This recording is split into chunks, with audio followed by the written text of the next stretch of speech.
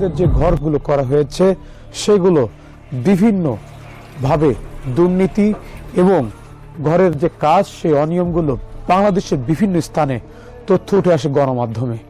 সেটি জেনেও তৎকালীন সরকার এই মেগা প্রজেক্টের যে দুর্নীতির বিষয়ে তেমন কোনো পদক্ষেপ গ্রহণ করেনি। বুঝলাম, এখনো দলিল পান নাই? এখনো দলিল পাইনি, খালি একটু পর্চা দিয়েছে, তা সব করে পাই নাই। আচ্ছা, কয়েকজন লোকে দিয়েছে, টাকা পয়সা দিয়ে একটু দলিল নিয়ে আসে।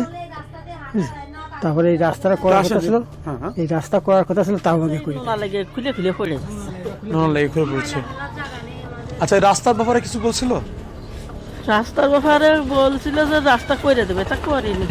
আমার পুতির মনে হয় ডাকিনি, বুঝছেন? আমরা আইসি তো 2-3 বছর, বুঝছেন? এখন রেস্টি হয়েছে কিনা আমরা জানতেই পারছি। গেছিলাম, তা কেউ কারো পর্চা দিয়েছে, আমাকে পর্চাও দিয়ে যায়নি। না স্যার, আবার ইউনোর কাছে জাতিতে দেয় না, ওই যে যারা থাকে বারান্দায় তারা মনে ঢুকতে দেয় না। তবে কি সমস্যা, আমরা সরকারি ঘরে থাকি, আমরা একটু দরকার আছি ইউনো সাহেবের কাছে।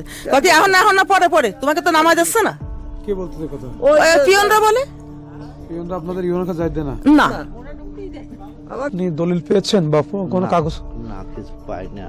এখনো কোনো কিছু পান নাই? তো এই বিষয়ে কথা বলেছেন উপজেলার সাথে, প্রশাসনের সাথে? উপজেলা যে গেছিল, সেনকে ডাকছিল, কলেজ যে কয়দিন পরে দেবে। কেন দিচ্ছে না কেন? 3 বছর পাননি কেন? নিম্নমানের কাজ, সব থেকে নিম্নমানের কাজ হয়েছে, সেই অভিযোগ কিন্তু এখানকার। আপনার নাম কি? আচ্ছা, এই যে আপনি বলছেন যে নিম্নমানের কাজ হয়েছে, তা এইগুলো বিষয়ে আপনার অভিযোগ করেননি তখন, নাকি ভয় পাইতেন তখন আওয়ামী লীগের সময়? অনেকে কিন্তু হাসি মুখে, নীরবে, নিভৃতিতে, নিশ্চুপ ভাবে সহ্য করছে। দিন শেষে তো একটা ঘর পেয়েছে। তবে এরকম নিম্নমানের কাজ সম্পন্ন যে বসতি স্থাপনা রয়েছে, এতেই তারা খুশি। তারপরও তাদের মনে চাপা ক্ষোভ রয়েছে চাপা অভিযোগ। তবে এই অভিযোগটি কার কাছেই করবে? যার কাছেই করবে সেই দুর্নীতিবাজ, সেই অনিয়মের কারিগর। তবে এখন সময় এসেছে এই অনিয়ম এবং দুর্নীতির উন্মোচন করার।